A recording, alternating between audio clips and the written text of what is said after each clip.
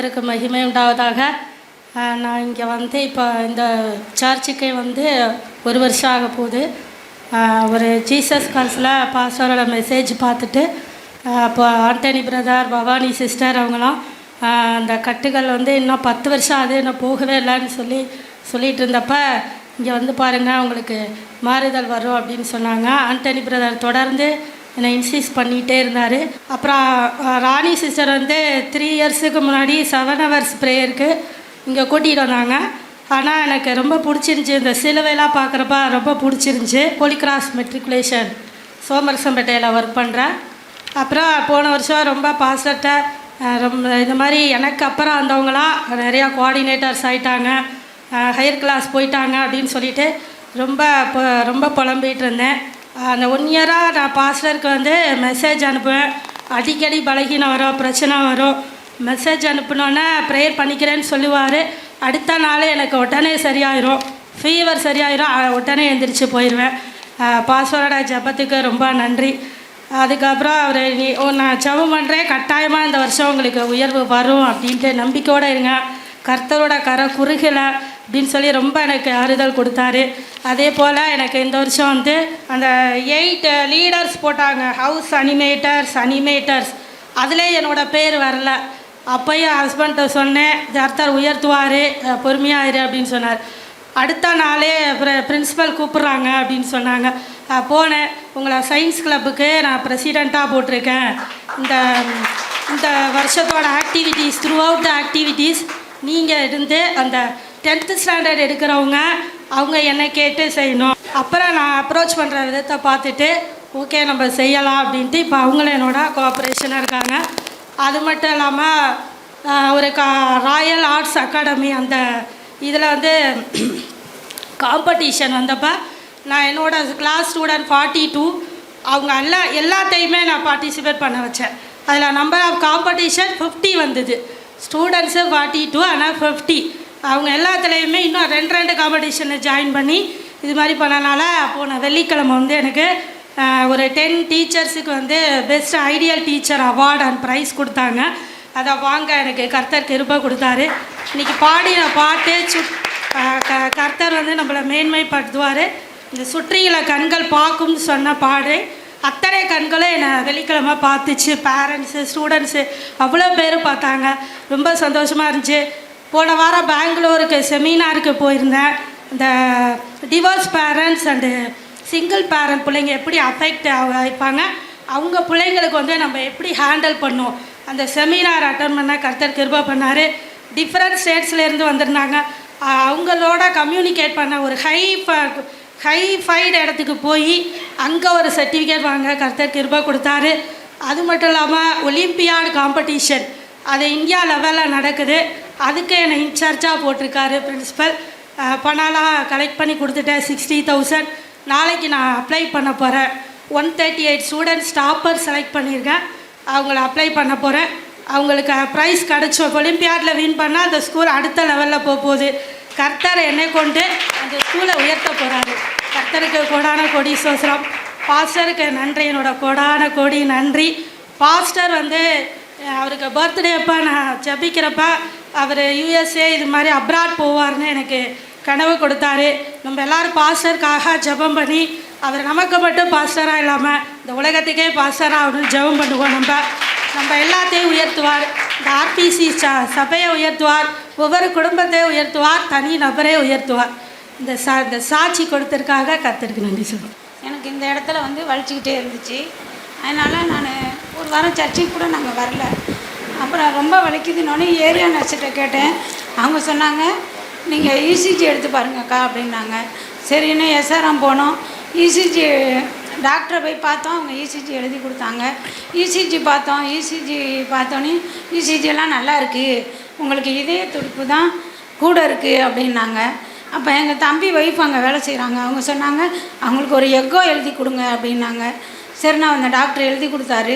Echo பார்த்ததில் கீழே வந்து ஃப்ரீயாக இருக்குது, அந்த இதில் பார்த்ததில் நல்லா தெரியல அப்படின்னு சொன்னோடனே அந்த பொண்ணுகிட்ட எங்கள் தம்பி ஒய்ஃப் சொன்னாங்க அவங்களுக்கு கிளியராக தெரியலனா எனக்கு 3வது மாடியில் இருக்கிறது எழுதி கொடுங்க, அவங்க ஏதாவது ப்ராப்ளம் இருந்துச்சுன்னா ஃபீஸ் கட்டிடுவாங்க, இல்லைன்னா வந்துடுவாங்க அப்படின்னு சொல்லவும் அந்த பொண்ணு நேராக அப்புறம் 3வது மாடிக்கு எழுதி கொடுத்தாங்க. இங்கே போய் எக்கோ எடுத்ததுலேயும் எக்கோ எந்த பிரச்சனையுமே இல்லை. ஆனால் அந்த வலி நிற்கவே இல்லை எனக்கு. அந்த டாக்டர்கிட்ட வந்து சொன்னோன்னே அவர் 1 வாரத்துக்கு மாத்திரை எழுதி கொடுத்தாரு. அந்த மாத்திரையை சாப்பிட்டும் எனக்கு நிற்கல. நான் அப்புறம் எங்கள் உள்ளூர் கடையில் போய் வாய்வா இருக்கும் அப்படின்னு சொல்லி அங்கேயும் ஒரு மாத்திரை வாங்கி சாப்பிட்டேன், நிற்கவே இல்லை. ஆனால் 2 வாரத்துக்கு முன்னாடி பாஸ்டிங்க விடுதலை ஆராதனை வச்சதில் யார் யாருக்கு விடுதலை வேணும்னு சொன்னோனையும் ஜெசிந்தா சிஸ்டர் ஃபஸ்ட்டு வந்தாங்க, அவங்களுக்கு பின்னாடி நான் வந்தேன். பாஸ்டர் ஜெபிச்சு உடனே எனக்கு ரிலீஃப் ஆயிடுச்சு. பெற்றுக்கொள்ளு சகோதரியும், பெற்றுக்கொள்ள வெளியேறட்டும். எல்லா பலவீனங்களும் சுகவீனங்களும் வெளியேறட்டும், வெளியேறட்டும், வெளியேறட்டும், வெளியேறட்டும், வெளியேறட்டும், வெளியேறட்டும். பெற்றுக்கொள்ளு, பெற்றுக்கொள்ளு, பெற்றுக்கொள்ளு. உன் துக்க நாட்கள் முடிந்தது இயேசு நாமத்தினால. இதுவரைக்கும் அந்த வழி வரவே இல்லை. சாட்சி நான் போன வரவே சொல்லியிருக்கணும், ஆனால் நான் சொல்லலை. கர்த்தருடைய நாமம் மகிமைப்படுவதாக எனக்காக ஜெபித்த போது இருக்கு. நன்றி சார். ஆண்டோட வார்த்தைக்கு நேராக கடந்து செல்லலாம்.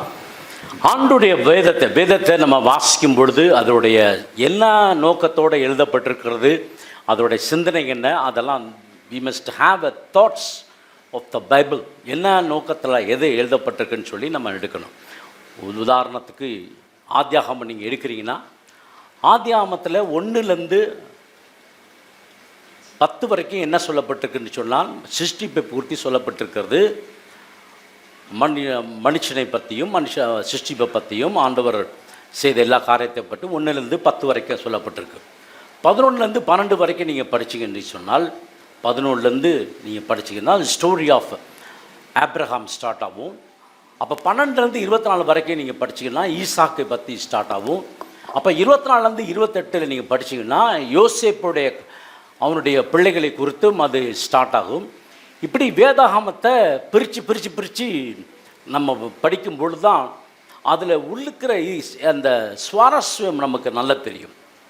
ஆகவே பிரியமான தேவச்சனமே, ஆவிக்குரிய வாழ்க்கையில் வாழ்கிற உங்களுக்கும் எனக்கும் ஒரு காரியத்தை மாத்திரம் நம்ம செய்யவே கூடாது. என்ன செய்யக்கூடாதுன்னா, எனக்கு போதும் ஆண்டவரே அப்படின்னு சொல்லக்கூடாது. இந்த அபிஷேகம் எனக்கு போதும், இந்த வல்லம் எனக்கு போதும், இந்த ஆவியானவர், இந்த தீர்க்கதர்சன வரம் எங்களுக்கு போதும், இந்த பிசாசு துரத்துகிற வரம் எனக்கு போதும், இந்த போதிக்கிற வசனம் எனக்கு போதும் அப்படின்னு சொல்லி நம்ம இருந்துடக்கூடாது. அடுத்த லெவலுக்கு போகணும். போதும்னு சொன்னீங்கன்னா ஒரேடியாக நின்றும். காலைல 3 5 வரைக்கும் ஜெபம் பண்ணுறான், அதுக்கப்புறம் ஜெபம் எழுதிட்டு திருப்பி அடுத்த நாள் காலையில் ஜெபம். இல்லை. Intimacy relationship with the lord of God. தேவனோடு கூட எப்பொழுதும் ஐக்கியம், எப்பொழுதும் சொந்தம், உரிமை பாராட்டு. இந்த எழுத்து எல்லாம் பரிசுத்த ஆவியானவரே எழுதப்பட்ட ப்ராமிஸ். இந்த ப்ராமிஸ் உங்கள் உள்ளத்துக்குள்ளே வந்துச்சுன்னா அந்த வார்த்தையை பேசும் பொழுது அற்புதம் செய்வார். அவர் இந்த வார்த்தையை பேசி தான் உலகத்தை உண்டாக்கினார். நீங்கள் பேசினீங்கனாலும் ஆண்டவர் உருவாக்கும்படி செய்வார். ஹல்லேலூயா. ஆகவே வெளிநாட்டில் நீங்கள் பார்த்தீங்கன்னா சாப்பிட்டுட்டு இருக்கப்ப நீங்கள் ஒன்ஸ் போதும் அது இந்த ஃபோர்க்கும் இந்த ஸ்பூனும் வச்சு சாப்பிடுவாங்க இல்லையா, அப்படி எடுத்து சாப்பிடுவாங்க. இந்த கனடாவில் இந்த ஃபோர்க்கு வச்சு சாப்பிட்டுட்டு இருந்தாங்க. அந்த ஸ்பூனை இப்படி கிராஸாக வச்சிட்டிங்கன்னா, இப்படி வச்சிங்கன்னா உங்கள்கிட்ட சாப்பாடு போட மாட்டாங்க. போதும்னு அர்த்தம். ஒன்ஸ் போதும் அப்படின்னு சொல்லிட்டிங்கன்னா அவன் அதுக்கப்புறம் நீங்கள் போடவே மாட்டான்.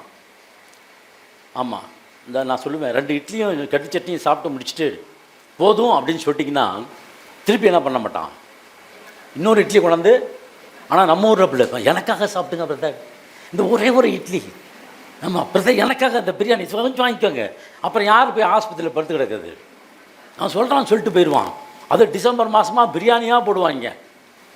அண்ணே எனக்காக அண்ணே என்னெல்லாம் அப்படி தான் சொன்னாங்க. அப்படி அண்ணே வாங்கிக்கோங்கண்ணே, சாப்பிடுங்கண்ணே பீஸை சாப்பிடுங்கண்ணே. கடைசியில் பார்த்தா போய் ஆஞ்சியோ போட்டு உக்காந்துட்டேன். ஹல்லேலூயா. இருக்கீங்களா? ஆமென். ஹல்லேலூயா. ஆகவே தேவ சமூகத்தில் ஆண்டவரே அபிஷேகம் பத்தாது, வல்லமை பத்தாது, பிரசனம் பத்தாது, எனக்கு நிறைய வேணும். நான் நிறைய கேட்பேன். சார்ல்ஸ் பின்னி அப்படின்னு இந்த ஒரு பெரிய ஒரு ரிவைவலிஸ்ட், சார்ல்ஸ் பின்னி, அந்த மாதிரி புக்கெல்லாம் எடுத்து வாசித்து பாருங்கள்.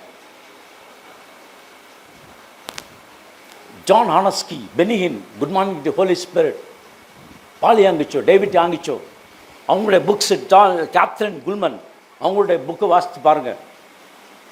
மாரிஸ் செல்லர் அவருடைய புக்கை வாசித்து பாருங்கள். கென்னத் ஹாகின் அவருடைய புக்கெல்லாம் வாங்கி பாருங்க. அவங்களாம் வந்து முன்பாக்காக இருக்குங்க. இந்த ஃபெய்த்தை பார்த்தீங்கன்னா அப்படியே இல்லை கொண்டாந்து வைப்பாங்க உள்ள. வயசாகிச்சு போச்சு, இனிமேல் என்னால் ஒன்றும் முடியாது. எலியா சொல்லிட்டான் போதும்னு சொன்னான். போதும்னு சொன்னால் ஆண்டவர் என்ன பண்ணார்? எலியாவை என்ன பண்ணாருங்க? போதும்னு சொன்ன எலியாவை என்ன பண்ணார்? தூக்கிட்டார். அவர் எலிசாவோட வல்லமை வச்சு எலியாவை செய்யணும்னு ஆசைப்பட்டார். ஆனால் எப்போ அவன் போதுன்னு சொன்னாவே ஆண்டவர் ரொம்ப ஜென்டில் பாருங்கள். அதில் போதுன்னு சொன்னாவே ஆண்டவர் தூக்கிடுவார். வயசு 120 ஆச்சு, வயசு 100 ஆச்சு, சபை அப்படியே தான் இருக்குது, வளர மாட்டேங்குது அப்படிலாம் சொல்லாதீங்க. சபை நாளுக்கு நாள் வளரும், நீங்களும் நாளுக்கு நாள் வளருவீங்க. தாவீது நாளுக்கு நாள் விருத்தி அடைந்து சேனைகள் தேவனாய் கர்த்தர் அவனோடு கூட என்னோடு கூட இருக்கிறபடினால். ஆகவே நான் இப்போ நான் நினைக்கிறேன் ஆண்டவரே, என்ன ஆண்டவரே, ஒரு வயசு 63 ஆச்சு, இனிமேல் ஏதாவது செய்ய முடியுமா, ஏதாவது பண்ண முடியுமா? கர்த்தர் எனக்குள்ளே இருக்கிற ஆவியானவர் மகிமை மேல் மகிமை அடை செய்வார். கிருபை மேல் கிருபை கர்த்தர் கொடுப்பார். வல்லமை மேல் வல்லமை கொடுப்பார். ஏன்னா அந்த வார்த்தையெல்லாம் என்ன பண்ணுறேன், சாப்பிட்றேன். நீ கூட காலைல சாப்பிட்டு தான் வந்தேன். பூமி முழுதும் கிருபை நான் நிறைந்து இருக்கிறது. அந்த கிருபைக்குள்ளே நீங்களும் நானும் இருந்தீங்கன்னா ஆண்டவர் உங்களை அற்புதமாக வழி நடத்துவார் பாருங்க. ஆகவே மாற்றக்கூடியவர்களை என்ன பண்ணணும்? மாற்றிக்கணும். விடக்கூடியதை என்ன பண்ணணும்? விட்டுறணும். ஆரம்பம் 21 அதிகாரம் 12 வசனம் எடுத்து வாசிக்கலாம். பரிசுத்த ஸ்தலத்திலிருந்து புறப்படாமலும் தன் தேவனுடைய பரிசுத்த ஸ்தலத்தை பரிசுத்த குலைச்சல் ஆக்காமலும் இருப்பானாக. அவனுடைய தேவன் அபிஷேக தைலம் என்னும் கிரீடம் அவன் மேல் இருக்கிறதே. என்ன இருக்குதா? அபிஷேகம் தைலம் என்னும் உங்க மேல எல்லாம் ஒரு கிரீடம் இருக்கு. சந்தோஷமா இருக்கீங்களா? ஆமா. ஆகவே ஆண்டவர் உங்களை எதுக்கு ஆண்டவர் இந்த பூமியில் வச்சிருக்காருன்னா ஒரு கிரீடம் உங்கள் தலையிலாம் ஒரு கிரீடம் இருந்துச்சா எப்படி இருக்குது யோசித்து பாருங்களேன். ஐயோ கொஞ்சம் சிந்திச்சுக்கோங்களேன், கொஞ்சம் திங்க் பண்ணி கொஞ்சம் ட்ரீம் பண்ணுங்க. தலை என்ன இருக்குது? அதெல்லாம் எப்படி இருக்கணும்? புனிஞ்சிக்கிட்டே போவீங்களா? முடிஞ்சு போவீங்களா? கிரீடம் வச்சா எப்படி இருப்பீங்க? ராசாக்கா பார்த்தா அர்த்தா அசந்து போகணும். கிரீடத்துக்கும் அவனுக்கும் வித்தியாசமே இல்லையா? அப்படி இருக்காயா? நீங்களாம் அப்படித்தான் இருக்கீங்க. அல்லேலூயா. கர்த்தர் தம்முடைய முகத்தை உன்மேல் யார் மேல என்ன பண்ணுவார்? யாரோட முகத்தை? கர்த்தருடைய முகத்தை உங்க மேல பிரசன்னமாக்குவார். உன்மேல் பிரகாசிக்க பண்ணி உன்மேல் கிருபையாய் இருக்க கடவரான். உங்க மேல என்ன பண்ணுவான்? இருளா இருக்காது. என்னவா இருக்கும்? இல்லை என்னமாக்கி? பிரசன்னமாக்கி பிரகாசிக்க பண்ணி உங்கள் முகத்தை என்ன பண்ணுவார்? சோர்ந்து போய் இருக்கீங்களா? எரிஞ்சு மூஞ்சிங்களாம் பார்த்தா தெரிஞ்சிடும் இது கஷ்டத்தில் இருக்குது அப்படின்னு தெரிஞ்சிடும். ஃபுல்லி லோடர்னு பார்த்துடலாம். இந்த காரில் பார்த்தீங்கன்னா டாப் அண்ட் மாடல் பார்த்தீங்கன்னா ஃபுல்லி லோடர் வெஹிக்கிள்ங்க அப்படின்னு அப்படின்னா எல்லாமே அதில் இருக்கும். சில முகத்தெல்லாம் பார்த்தாலும் தெரிஞ்சுது ஃபுல்லி லோடர்னு. எதில்? பிசாசில். வர பிசாஸ் எல்லாம் என்ன பண்ணி ஏறிக்கும். 1 ராஜாக்கள் 17 அதிகாரம் 19 வசனத்தில் நீங்கள் வாசித்தீங்கன்னா எலிசா படுத்த இடத்துல அவங்க வீட்டில் ஒரு ஆண் குழந்தை பிறந்திருக்கும். அது இறந்து போயிடும். அது இறந்து போனோன்னே மரித்து போன அந்த பையனை கொண்டாந்து எதில் போடுவாங்க? அந்த கட்டிலில் போடுவாங்க. இந்த கட்டிலில் போட்ட பிறகு அவர் ஜெபம் பண்ண ஆரம்பிப்பார். அப்போ அந்த கட்டில் என்னப்பட்ட கட்டில்? அபிஷேகம் நிறைந்த கட்டில். உங்கள் கட்டில் தூக்கம் நிறைந்த. எங்கடா நம்ம எந்திரிக்கிறது? அதுக்கெல்லாம் இடம் கொடுக்காதீங்க. நான்லாம் பகரில் இருக்கப்போ பயங்கரமான குளிர். அந்த குளிர் எந்திரிச்சு உட்காந்து ஜெபம் பண்ணுவேன். ராத்திரி ஃபுல்லாக வெளியே தான் நிற்கணும். பயங்கரமான குளிர். தெர்மல் வேர் அதை போட்டுக்கிட்டு அதுக்கப்புறம் ஒரு ஜர்க்கினை அதுக்கப்புறம் ஷர்ட்டை போட்டுட்டு அதுக்கப்புறம் ஜர்க்கினை போட்டுட்டு இதெல்லாம் போட்டு ரோட்டில் அப்படியே வனாந்தரத்தில் அந்த இடத்துல அப்படியே குளிரில் ராத்திரி ஃபுல்லாக அப்படியே நிற்பேன். அப்போ என்ன பண்ணுவேன் தெரியுமா? ஜெபம் பண்ணிட்டு இருப்பேன். தனிமையாக இருக்க மாட்டேன். வனாந்திரம் யாருமே இல்லை, நான் ஒரு ஆள் தான். நான் நின்று நைட்டு வேலைலாம் ஜெபம் பண்ணுவேன். ஆண்டவரே கொடுக்குற வேலை 4 வேலை, அக்கௌண்ட்ஸ் வேலை, அதுக்கப்புறம் ஃபேக்ட்ரி வேலை, அதுக்கப்புறம் க்ளீனிங் வேலை, அதுக்கப்புறம் ஸ்வீப்பிங் வேலை, அதுக்கப்புறம் ஸ்டோர் கீப்பர் வேலை, எல்லா வேலையும் ஒரு நாளைக்கு தூங்குறது 4 மணி நேரம் அல்லது 3 மணி நேரம் தான் தூங்குவேன். 375 நாள் ஆச்சு நான் தூங்கி. அப்போலாம் என்ன பண்ணுவேன், பைபிளும் கையுமா தான் இருப்பேன். பைபிள் எடுத்துக்கொண்டு உட்காந்து வாசிப்பேன். விடிய விடிய வாசித்துக்கிட்டே இருப்பேன் சொல்லி பைபிளை முழுசாக முடிச்சிட்டேன். அப்போ அந்த நேரத்தை ஏன் ஆண்டவர் கொடுத்தாரு? ஆண்டவர்கிட்ட கோச்சிக்கல. ஆண்டவரே, நான் இங்கே பெரிய ஒரு கம்பெனியில் மேனேஜராக ஒர்க் பண்ணேன். போகிற வரவன் பஸ் ஓனரெல்லாம் சல்யூட் அடிச்சுட்டு போவான். பெரிய இண்டஸ்ட்ரிலாம் சல்யூட் அடிப்பான். ஏன்னா அவனுக்குலாம் நான் தான் ஃபினான்ஸ் கொடுக்குறவன், க்ரோஸ் கணக்கில் ஃபினான்ஸ் கொடுக்குறவன். யார் என்ன கேட்டாலும் எந்த கிறிஸ்டின்ஸில் பாஸ்டர்ஸ்க்கெலாம் வருவாங்க, நிறைய பேர் வேன் வாங்குறதுக்கு வருவாங்க. அவங்களுக்குலாம் நல்ல சலுகை கொடுத்து வேன் வாங்கி கொடுப்பேன். நல்லா ஒர்க் பண்ணிட்டு இருந்தேன். அப்போ நான் ஏன் திடீர்னு வாழ்க்கை அப்படி போயிடுச்சு? அதனால் ஆண்டவரை கோச்சிக்கல. அதனால் என்ன பண்ணேன், வேதத்தை கையில் எடுக்க ஆரம்பிச்சிட்டாரு. நம்ம தான் ஞானஸ்தானம் எடுத்திருக்கோமே, அபிஷேகம் எடுத்திருக்கோமே என்று சொல்லி வேதத்தை ராத்திரி ஃபுல்லாக உட்காந்து படித்து கொண்டே இருப்பேன். செக் பண்ண வருவாங்க, திடீர்னு அரபி வருவான், காரில் வருவான். என்ன பண்ணுறேன்மா? நான் காவை காத்துட்ருக்கேன்னு. சரி, போய் உள்ளே இருக்க ஜூஸ் எல்லாத்துலேயும் 2 எடுத்துருவான். 2 லிட்டர், இவ்வளோ பெரிய லிட்டர் எடுத்து 2 litre. Strawberry juice, mango juice, Goa juice, orange juice, apple juice, milk எல்லாத்தையும் கொண்டு வந்து 2 பை நிறைய. அது இருக்கும். நம்ம ஊர் பணத்துக்கு ஒரு 10,000 8,000 இருக்குது, எடுத்து கொடுப்பான். அவன் வாங்கிட்டு போவான். யார்கிட்டையும் சொல்லாதன்னு சொல்லிட்டு போவான். அவன் தான் ஜிஎம். நான் இவனை பற்றி சொன்னேன், என்னை நாளைக்கு வேலையை விட்டு தூக்கிடுவாங்க. அப்போல்லாம் கஷ்டப்பட்டப்ப ஆண்டவர் என் கூட இருந்தார். மன வருத்தத்தோடு இல்லை, சந்தோஷமாக கஷ்டப்பட்டேன். ஏர்போர்ட்டில் வந்துட்டேன், டெலகிராம் அடிச்சிட்டாங்க. ஒய்ஃப்க்கு உடம்பு சரியில்லை, டெலகிராம் அடிச்சிட்டாங்க. நான் வாரேன், வேகமாக ஏர்போர்ட்டில் வந்தேன். உனக்கு டிக்கெட் கிடையாது, ஷேக் போகிறாங்க. அதனால் மறுநாள் தான் கல்ஃபியார். நான் சண்டை போட ஆரம்பித்தேன். அவன் சொன்னான், don't worry, will put you in the 5 star hotel, Gulf international ஹோட்டலில் கொண்டு வந்து வைக்கிறான். ஒரு நாளைக்கு வாடகை அப்போவே 10,000 ரூபா. அந்த மாதிரி சாப்பாடு நான் பார்த்ததே இல்லை. இந்த மாதிரி 2 மடங்கு இருக்கும் நீளத்துக்கு சாப்பாடு இருக்குது. Australian lamp, Egyptian rice, fish, அது இதுன்னு பார்த்தீங்கன்னா அப்படியே வச்சுருக்கான் டிஸ்பிளேல. நான் பார்த்து அந்த மாதிரி ஃபுட்டு இன்ன வரைக்கும் நான் பார்க்கலங்க. ஆண்டவர் ஆசீர்வதித்தார். அந்த ஒரு நாள் 2 நாள் அவ்வளோ சந்தோஷமாக பெட்டில் போய் படுத்தா அப்படியே சங்கன்னு உள்ள போயிடுச்சு. அந்தளவுக்கு கர்த்தர் ஆசீர்வதிச்சார். வீட்டுக்கு ஃபோன் பண்ணி சொன்னேன், அம்மா எங்கள் அக்கா கிட்ட ஃபோன் பண்ணேன், நான் வந்துட்டேன், நான் ஹோட்டலில் தங்கியிருக்கேன். அன்னைக்கு தான் சந்தோஷமான குரலை கேட்டாங்க. ஹல்லேலூயா. எரேமியா 48:10 எடுத்து வாசிங்களேன். கர்த்தருடைய வேலையை அசதியாய் செய்கிறவன் சபிக்கப்பட்டவன், இரத்தம் சிந்தாதபடிக்கு தன் பட்டயத்தை அடக்கி கொள்ளுகிறவன் சபிக்கப்பட்டவன். அசதியா செய்கிறவன் சபிக்கப்பட்டவன். மத்தேயு 25:23 எடுத்து வாசிங்க. அவனுடைய எஜமான் அவனை நோக்கி, நல்லது நல்லது உத்தமமும் உண்மையுமுள்ள ஊழியக்காரனே, கொஞ்சத்திலே உண்மையாயிருந்தாய், அநேகத்தின் மேல் உன்னை அதிகாரியாக வைப்பேன், உன் எஜமானுடைய சந்தோஷத்திற்குள் பிரவேசி என்றான். ஒரு 10 ஆத்மா உங்களுக்கு ஆண்டவர் கொடுத்துருக்காரு. அந்த 10 ஆத்மாவில் நீங்கள் உண்மையாக இருந்தீங்கன்னா ஆண்டவர் 10,000 ஆத்மா கொடுப்பார். பாருங்கள், நம்ம என்னடா ஆண்டவர் 10 அப்படி ஏழாமல் சொல்லக்கூடாது. ஊழியத்தை எப்படி செய்யணுமோ உற்சாகமாக செய்யணும், மனசலிப்போடு செய்யக்கூடாது. நம்ம செய்கிற வேலையை ஆண்டவர் கொண்டு போவார். நீங்கள் என்ன செய்கிறீங்களோ அதை உங்களுக்கு வரும். நீங்கள் நல்லது செஞ்சிங்கன்னா நல்லது வரும், கெட்டது செஞ்சிங்கன்னா எடுத்து வாசிக்கலாம். யாத்ராகம் 33ஆம் அதிகாரம் 1ஆம் வசனம் எடுத்து வாசிக்கலாம். யாத்ராகம் 33ஆம் அதிகாரம் 1ஆம் வசனம். கர்த்தர் மோசேயை நோக்கி நீயும் எகிப்து தேசத்திலிருந்து நீ அழைத்து கொண்டு வந்த ஜனங்களும் இவ்விடத்தை விட்டு புறப்பட்டு உன் சந்ததிக்கு கொடுப்பேன் என்று நான் ஆபிரகாமுக்கும் ஈசாக்குக்கும் யாக்கோபுக்கும் ஆணையிட்டு கொடுத்த பாலும் தேனும் ஓடுகிற தேசத்துக்கு போங்கள். ஆண்டவர் சொல்றாரு, நீங்க என்ன பண்ணுங்க, புறப்பட்டு போங்க. அடுத்த 2ஆம் வசனம். நான் ஒரு தூதனை உங்களுக்கு முன்பாக அனுப்பி கானானியனையும் எமோரியனையும் ஏத்தியனையும் பெரிசியனையும் ஏவியனையும் எபூசியனையும் துரத்தி விடுவேன்.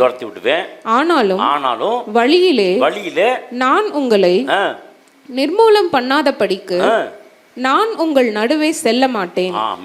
நீங்கள் வணங்கா கழுத்துள்ள ஜனங்கள் என்றார். ஆண்டவர் கொஞ்சம் கோபமா இருக்காரு பாருங்க. நான் உங்கள் நடுவில் வரமாட்டேன், நான் வந்தால் நீங்கள் செத்து போயிடுவீங்க. ஆனால் நான் வரமாட்டேன். ஆனால் என்ன பண்ணுறேன், நான் என்ன பண்ணுவேன், ஒரு தூதனை உங்களுக்கு அனுப்புவேன். இந்த செய்தியை கேட்டேன்னா ரொம்ப துக்கமாக போயிடுச்சு அவங்களுக்குலாம். என்னடா ஆண்டவர் வரலன்னா அப்புறம் என்ன பண்ணுறது அப்படின்னு சொல்லி 4ஆம் வசனம் எடுத்து வாசிங்க. துக்கமான இவ்வார்த்தைகளை இந்த வார்த்தைகளை ஜனங்கள் கேட்டபோது ஒருவரும் தங்கள் ஆபரணங்களை போட்டுக்கொள்ளாமல் துக்கித்துக் கொண்டிருந்தார்கள். ஏனென்றால் நீங்கள் வணங்கா கழுத்துள்ள ஜனங்கள் நான் ஒரு நிமிஷத்தில் உங்கள் நடுவில் எழும்பி உங்களை நிர்மூலம் பண்ணுவேன்.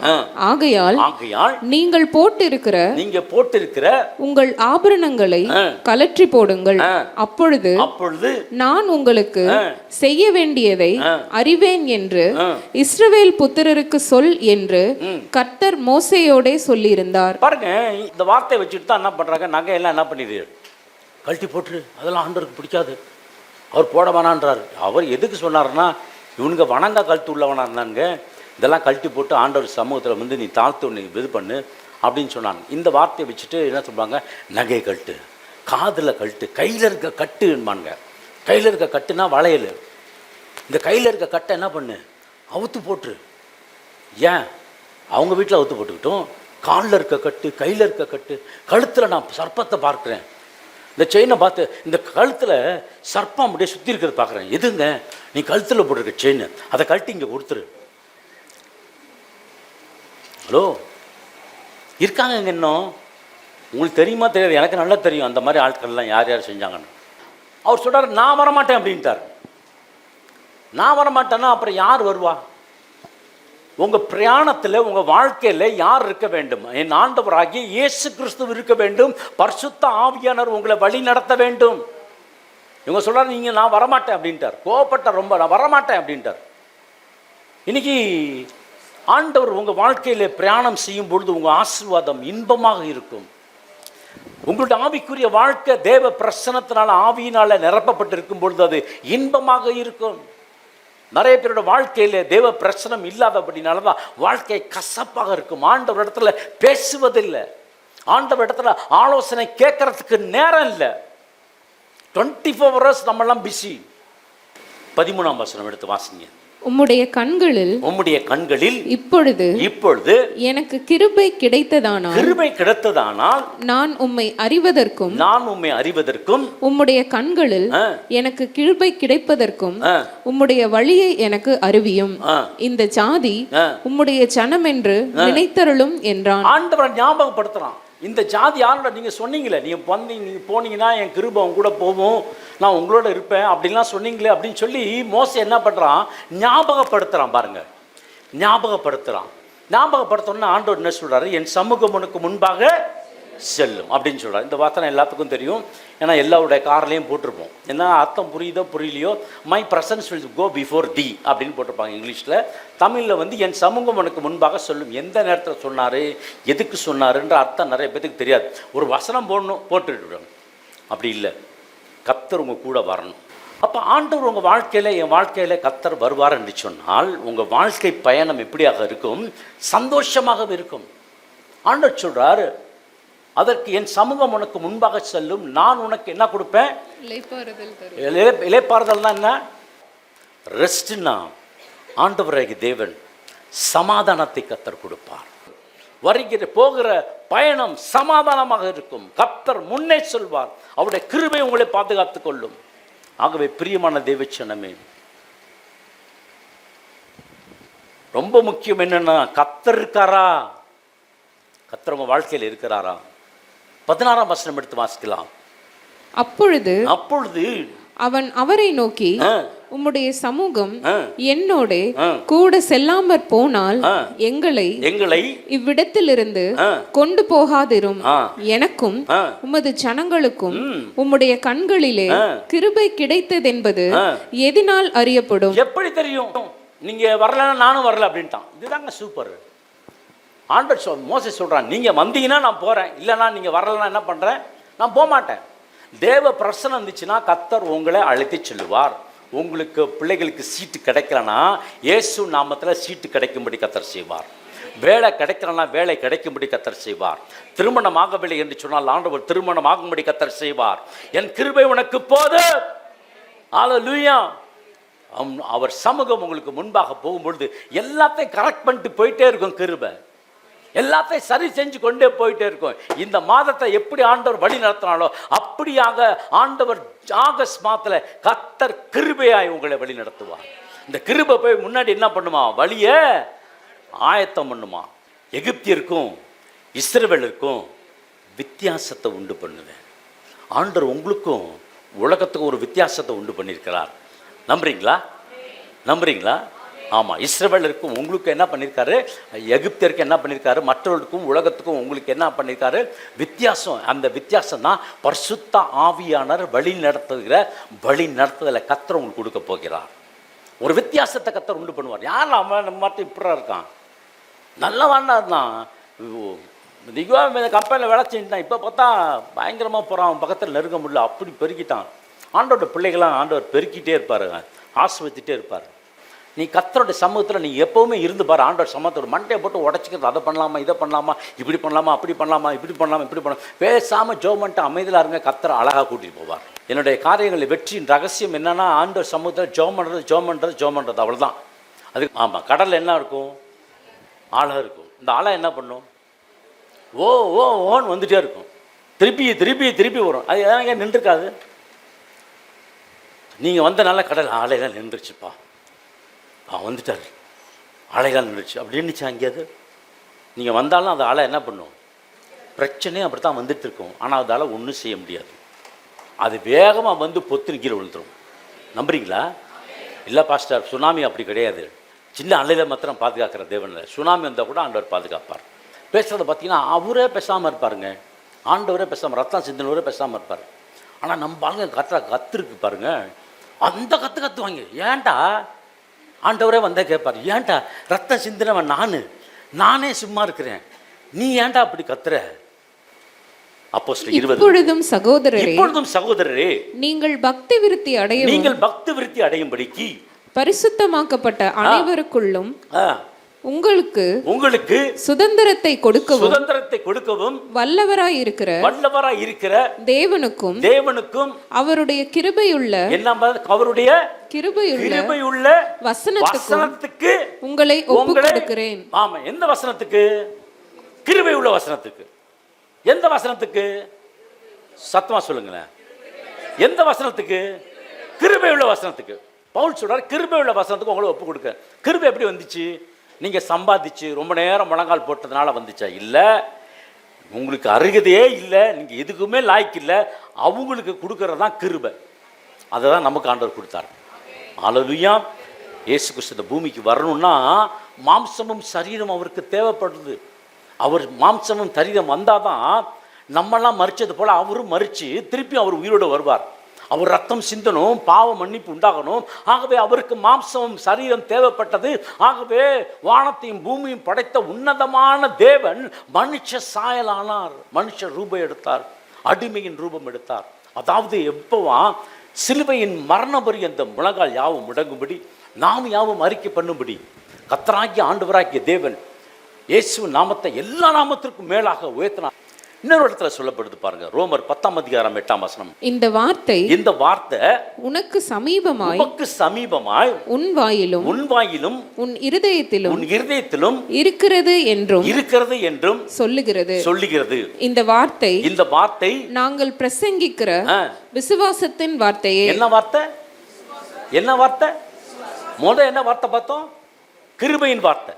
என்ன வார்த்தை பார்த்தோம்? கிருபையின் வார்த்தை. இப்ப என்ன பார்க்கிறோம்? விசுவாசம் பார்த்தோம். ஆகவே முதலில் நம்பர் 1, அவருடைய சமூகம் உங்களுக்கு முன்பாக செல்லும், அவருடைய பிரசன்னம் உங்களுக்கு இருக்கும், கர்த்தர் உங்களை ஆஸ்வதிப்பார். நம்பர் 2, கர்த்தர் உங்களுக்கு சமாதானத்தை கர்த்தர் கொடுப்பார். நம்பர் 3, கிருபை உள்ள வசனத்தை கர்த்தர் கொடுப்பார். அதுக்கப்புறம் என்ன கொடுப்பார்னா விசுவாசத்தின் வார்த்தையை கொடுப்பார். இருக்கீங்களா? ஆகவே பிரியமான தேவ ஜனமே, வேகமாக நான் கடந்து போகிறேன். என்னாகும் 21:4-5. அவர்கள் ஏதோம் தேசத்தை சுற்றி போகும் படிக்கு ஓர் என்னும் மலையை விட்டு சிவந்த சமுத்திரத்தின் வழியாய் பிரயாணம் பண்ணினார்கள். வழியின் நிமித்தம் ஜனங்கள் மனமடிவடைந்தார்கள். வழியின் நிமித்தம் ஜனங்கள் என்ன பண்ணாங்களா? மனமடிவடைந்தார்கள். அதுக்கப்புறம் ஜனங்கள் தேவனுக்கும் மோசேக்கும் விரோதமாக பேசி விரோதமாக நல்லா யாராவது பேசுறீங்கன்னா நிப்பாட்டிருங்க. இனிமேல் தயவுசெய்து விரோதமாக பேசாதீங்க. நாங்கள் வனாந்தரத்திலே சாகும்படி நீங்கள் எங்களை எகிப்து தேசத்திலிருந்து வர பண்ணினது என்ன? ஆமா, என்ன சொல்லக்கூடாது? நாங்க செத்து போயிடுறேன். எதுக்கு கத்தா செத்து போயிட்டேன், நான் செத்தாதான் உங்களுக்கு நிம்மதி, நான் செத்து போயிடுறேன். தப்புன்னு செத்து போயிடுவீங்க. நீங்க சொன்ன வார்த்தை நிறைவேறும். இங்கே அப்பமும் இல்லை, அப்பமும் இல்ல, தண்ணீரும் இல்ல. இந்த அற்பமான உணவு என்ன கொடுத்தாரு ஆண்டவர்? அவன் என்ன சொல்றான் பாருங்க, இந்த அற்பமான உணவு எதுன்னு எங்களுக்கு என்னதுக்கு, எங்கள் மனதுக்கு வெறுப்பாய் இருக்கிறது என்று சொன்னாங்கன்னா உடனே என்னாச்சுன்னா ஆண்டவர் கோவம் வந்துருச்சு, ரொம்ப கோவம் வந்துருச்சு. கோவம் வந்து என்ன பண்ணார்னா கொல்லிவாய் சர்ப்பத்தை அனுப்பிச்சார். அப்பொழுது கர்த்தர் கொல்லிவாய் சர்ப்பங்களை ஜனங்களுக்குள்ளே அனுப்பினார். அவைகள் ஜனங்களை கடித்ததினால் இஸ்ரவேலருக்குள்ளே அநேக ஜனங்கள் செத்தார்கள். அது வரைக்கும் இந்த கொல்லிவாய் சர்ப்பம் எல்லாம் அங்கங்க காட்டுல புதர்ல இருந்துட்டு இருந்துச்சு. எப்ப நாங்க சாகும்படி கொண்டு வந்ததுன்னு சொன்ன உடனே ஊர்ல இருக்க பாம்பெல்லாம், புதர்ல இருக்க பாம்பெல்லாம் ஒண்ணு கூட போய் வர ஆரம்பிச்சு, எல்லாத்தையும் வந்து போட்டு தர ஆரம்பிச்சு. சொன்னவன்லாம் போட்டுச்சு. இதை வந்து புரிஞ்சுக்கிட்டான் பாருங்க, மக்கள் வந்து புரிஞ்சுட்டான். படிக்கல.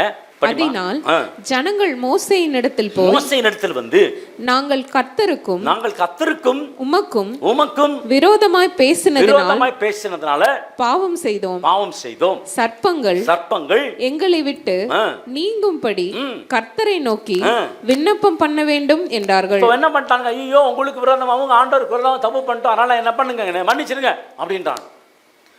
என்ன நீங்க சொல்றீங்களோ அதுதான் உங்க வாயில நடக்கும். அது வரைக்கும் சனியனே அப்படின்னு சொன்னீங்கன்னா அவன் வந்து நிற்பான். அப்புறம் இன்னும் 3 தேவிகளை சொல்லுவாங்க.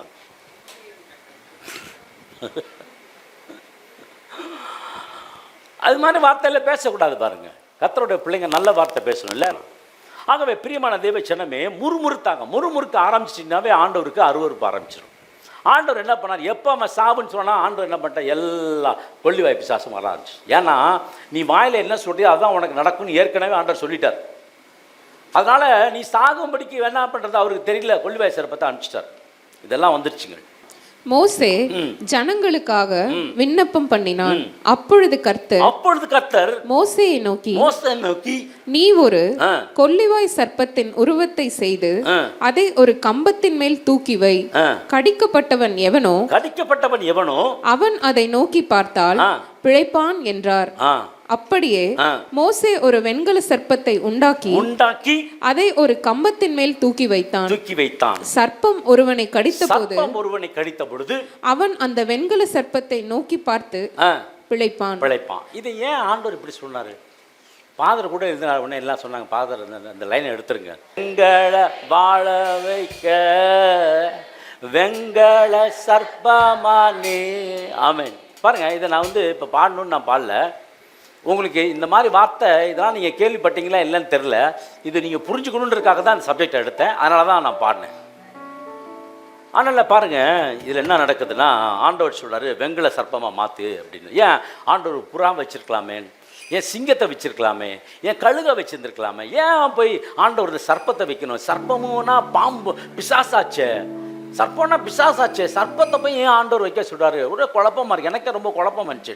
என்னடா ஆண்டவர் சர்ப்பத்தை போய் பார்க்குறா, அதை போய் பார்த்தா சுகமாகும், என்ன அது ஒன்றும் தெரியலையே.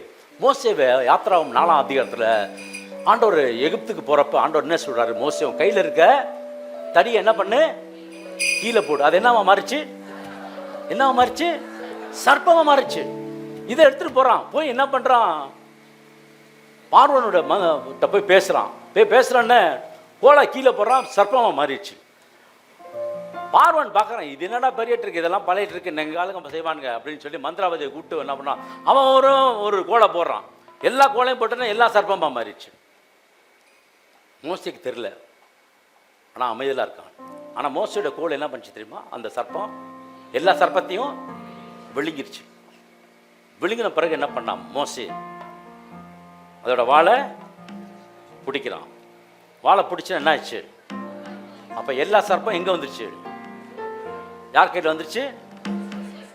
ஆமென். எல்லா சர்ப்பமும் உங்களோட கையில் வந்துருச்சு. பாவத்தையும் சாபத்தையும் கிங் கோப்ராவா மாறிடுச்சு. பாவத்தை சாபத்தை மாத்திரம் அழிக்கிற தேவன் அல்ல, உங்களுக்கு விடுதலையும் கத்தர் கொடுக்கிறார். பிசாசோட கிரியை, பிசாச கொல்லல ஆண்டவர், கொல்லல. துரைத்தனங்களும் அதிகாரங்களும் உரிந்து கொண்டு வெளியரங்கமான கோலமாக்கி சிலுவையில வெற்றி சிறந்தா. பாவத்தை கொன்று, பாவத்தை தான் கொன்று நரகத்துல போய் சொல்வார், என் ஜனங்கள், என் பேரை சொல்றவங்கெல்லாம் பழைய பாட்டில் இருக்கு, மரித்த பரிசுத்தவான்களுக்கெல்லாம் என் பேரை சொல்றவங்கெல்லாம் என்கிட்ட வருவாங்க அப்படின்னு சொன்ன பிசாசெல்லாம் நடுங்க ஆரம்பிச்சிச்சு. இன்னைக்கும் இயேசு நாமத்துல நரகம் பயப்படும். நம்புறீங்களா? நம்புறீங்களா?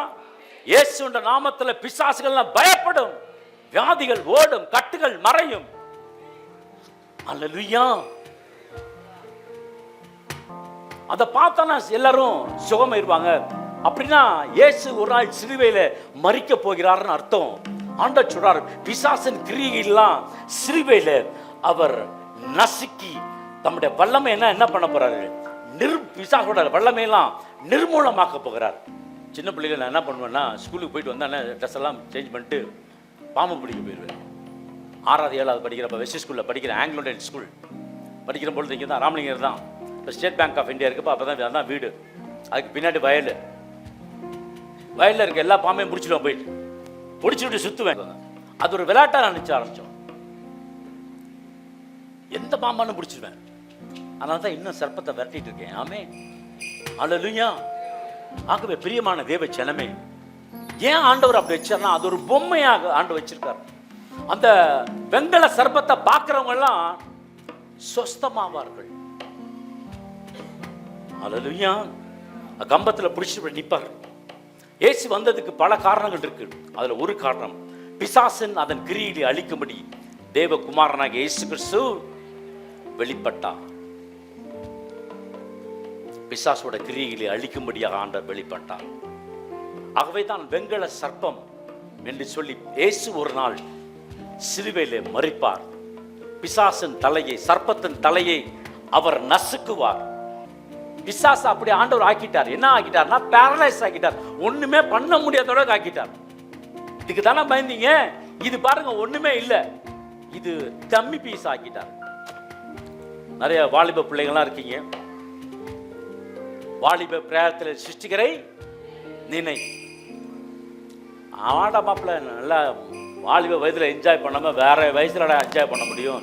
நல்லா ஜாலியாக இருந்தீங்கன்னா கடைசியாக கிழவனான பிறகு என்ன பண்ணலாம், அப்போ பக்கத்தில் அப்படியே கோயில் போயிட்டு அப்படியே பக்கத்துலேயே அப்படியே கல்றரை இருக்கும், அப்படியே கல்றரை போயிட்டு அப்படியே மேலே போயிடலாம் அப்படின்னு நிறைய பேர் அப்படி தான் நினைக்கிறாங்க. இல்லை, காலம் நிறைவேறி வருகிறது. ஒரு எனக்கு ஊழியம் செய்வார் என்று சொன்னால் பிதாவானவர், நம்புறீங்களா? நம்புறீங்களா? கர்த்தர் அற்புதம் செய்ய போகிறார், நம்புறீங்களா? உங்க வாழ்க்கையை எடுத்து கட்ட போகிறார், நம்புறீங்களா?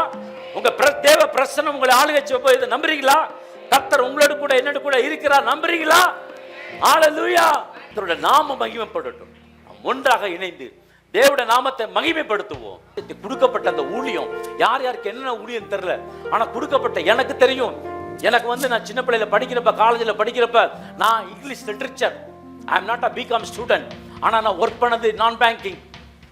எனக்கும் பேங்க்குக்கும் சம்பந்தமே இல்லை. ஆனா கர்த்தர் என்னை கொண்டு பேங்க்ல உட்கார வச்சார்.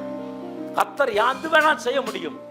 ஒய்பிகே ஹென்றி மறக்க மாட்டேன். இன்னும் அவர் மூலமா அபிஷேகத்தை கர்த்தர் என்னை கொடுத்தார், இன்னும் மறக்க மாட்டேன். ஒய்பிகே ஹென்றி அவர் ஜெர்மனி அபிஷேகத்துக்காக ஜெபம் பண்ணார். அன்னைக்கு பெற்ற அபிஷேகம் தான் இன்ன வரைக்கும் ஓடிட்டு இருக்கு. இந்த சிலுவையில் உங்களுக்காக எனக்காக ரத்தம் சிந்தினார், உங்க பாவத்தை மன்னித்தார், உங்க சாபத்தை மன்னித்தார். அது மாத்திரமல்ல, பிசாசோட வல்லமையெல்லாம் அவர் உரிந்து கொண்டார், வெளியரங்கமான கோலமாக்கி சிலுவையில வெற்றி சிறந்தார். இருக்கீங்களா? ஹல்லேலூயா. அப்ப ஒவ்வொரு நாளும் வெற்றியின் வாழ்க்கை. எப்ப தெரியுமா? நீங்க ஆவியில ஜெபித்து பாருங்க, உங்களுக்குள்ள அசாதாரணமான வல்லமை கர்த்தர் கொடுப்பார். நம்புறவங்க ஆமென் சொல்லுங்க. ஹல்லேலூயா. நல்ல தேவனே, இந்த நாளுக்காகவே நன்றியோடுமை துதிக்கிறோம் சுவாமி. கர்த்தாவே, இந்த 7ஆம் மாதம் முழுவதும் எங்களை கிருபையினால இரக்கத்தினால கண்ணின் மணி போல காத்து நீங்கள் ஆசீர்வதித்து கொடுத்ததுக்காக நன்றி. இந்த ஆராதனையிலும் கர்த்தருடைய பிரச்சனை ஒவ்வொரு பகுதியிலும் இருந்ததுக்காக நன்றி சுவாமி. ஆண்டவரே, அருமையான சாட்சிகளை கொடுத்து நீர் எங்களை இந்த நாட்களை பலப்படுத்திய கிருபைக்காக உமக்கு நன்றி சுவாமி. ஆண்டவரே, கேட்ட செய்திப்படி ஆண்டவரே நம்முடைய சமூகம் எங்களுக்கு முன்பாக சென்றதற்காக நன்றி. இந்த மாதம் முழுவதும் எத்தனையோ காரியங்களை நாங்கள் வெற்றிகரமாக முடிக்க கர்த்தர் எங்கள் ஜெபத்துக்கெல்லாம் பதில் கொடுத்து புதிய வாசல்களை திறந்ததுக்காக, ஆசீர்வதிக்கப்பட்ட மாதமாக அந்த மாதத்தை நீங்கள் மாற்றி கொடுத்ததுக்காக கோடானு கோடி நன்றி செலுத்துக சுவாமி. ஆண்டவரே, நீர் கொடுத்த இளைப்பாறுதலுக்காக நன்றி சுவாமி. உம்முடைய கிருபை போதுமானதாக இருந்ததுக்காக நன்றி செலுத்துக சுவாமி. வருகிற புதிய மாதம் ஆண்டவரே, இந்த புதிய மாதத்தில் ஆண்டவரே புதிய காரியங்களை கர்த்தர் எங்கள் வாழ்க்கையில் ஆரம்பித்து கொடுக்கும்படியாக எங்கள் ஆவிக்குரிய ஓட்டம் தடையில்லாதபடி தொடர்ந்து ஆண்டவரே உமக்கு முன்பாக உண்மையும் உத்தமமாக நாங்கள் ஓடத்தக்கதான ஒரு கிருபையை கொடுத்து நீங்கள் ஆசீர்வதிக்கும்படியாக நாங்கள் செபிக்கிற சுவாமி. இந்த மாதத்தில் நாங்கள் எதை இழந்து போனோமோ எல்லாவற்றையும் ஆண்டவரே கர்த்தருடைய கரம் வருகிற மாதத்தில் திருப்பி கொடுப்பதற்காக உமக்கு நன்றி ஆண்டவரே. இழந்த எல்லா நன்மைகளையும் பரிபூர்ணமாக இந்த நாட்களில் பெற்றுக்கொண்டு எங்கள் வாழ்க்கை சிறப்பாக அமைய, சாட்சியாக அமைய கர்த்தர் எங்களுக்கு கிருபை பாராட்டுங்க. உம்முடைய திருக்கரத்தில் எங்களை ஒப்புக் கொடுக்குறோம். கொண்டு வந்து சேர்த்த ஒவ்வொருவருக்காக நன்றி. சமாதானத்தோடு இளைப்பாறுதலோடு நாங்கள் கடந்து போக எங்களுக்கு கிருபை பாராட்டுங்க. இயேசு கிறிஸ்துவின் வல்லமையுள்ள நாமத்தில் செபிக்கிறோம் எங்கள் ஜீவனுள்ள நல்ல இயேசுவாமி. ஜெப தேவைக்கு 9894913619.